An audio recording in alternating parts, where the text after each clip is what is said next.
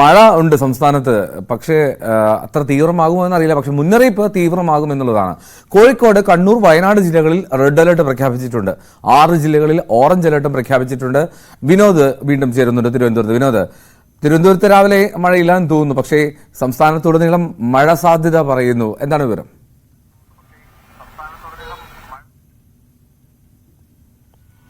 ഇന്നത്തെ മഴ മുന്നറിയിപ്പിൽ പ്രധാനമായും ഉള്ളത് ഇടുക്കി, എറണാകുളം മുതൽ വടക്കോട്ടുള്ള ജില്ലകളിലാണ് പ്രധാനമായും ഈ മഴ മുന്നറിയിപ്പുള്ളത്. അതിൽ തന്നെ അതിതീവ്ര മഴ 3 ജില്ലകളിൽ പ്രതീക്ഷിക്കുന്നുണ്ട്. അങ്ങനെയുള്ള ഒരു അറിയിപ്പാണ് കേന്ദ്ര കാലാവസ്ഥാ കേന്ദ്രത്തിന്റെ ഭാഗത്തു നിന്ന് ഉണ്ടായിട്ടുള്ളത്. കോഴിക്കോട്, അതോടൊപ്പം തന്നെ വയനാട്, കണ്ണൂർ ഈ 3 ജില്ലകളിൽ റെഡ് അലർട്ടാണ് പ്രഖ്യാപിച്ചിട്ടുള്ളത്.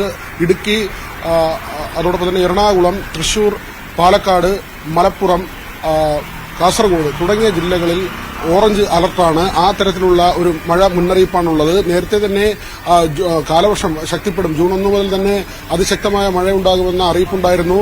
ആ സമയത്ത് ജൂൺ ആദ്യവാരം ശക്തമായ മഴ അനുഭവപ്പെട്ടു. എന്നാൽ ഇടയ്ക്കൊന്ന് മഴ ശക്തി കുറഞ്ഞു. വീണ്ടും അത് 2-3 ദിവസത്തേക്ക് ശക്തമായ മഴ സംസ്ഥാനത്ത് പരക്കെ അനുഭവപ്പെടുമെന്ന മുന്നറിയിപ്പാണുള്ളത്. വേനൽ മഴയിൽ കാര്യമായ വർധനയുണ്ടായിരുന്നു. വലിയ പ്രതീക്ഷിച്ചതിനേക്കാൾ കൂടുതൽ വേനൽ മഴ കേരളത്തിൽ ലഭിച്ചു. അതോടൊപ്പം തന്നെ ഇപ്പോഴത്തെ ഈ സീസണിൽ 105% വരെ മഴ ലഭിക്കും എന്ന ഒരു കണക്കുകൂട്ടലായിരുന്നു ഉണ്ടായിരുന്നത്. പക്ഷേ തുടക്കത്തിൽ ശക്തമായ മഴ ഉണ്ടായെങ്കിലും പിന്നീട് മഴ ശക്തി കുറയുന്ന ഒരു രീതിയായിരുന്നു. പക്ഷേ വീണ്ടും മഴ ശക്തിപ്പെടും. അതുകൊണ്ട് തന്നെ ഈ ഉരുൾപൊട്ടൽ പോലുള്ള സാധ്യത നിലനിൽക്കുന്നുണ്ട്. മേഘവിസ്ഫോടനമോ അങ്ങനെയുള്ള കാര്യങ്ങളോ ഉണ്ടാകാനുള്ള ഇടയുണ്ട്.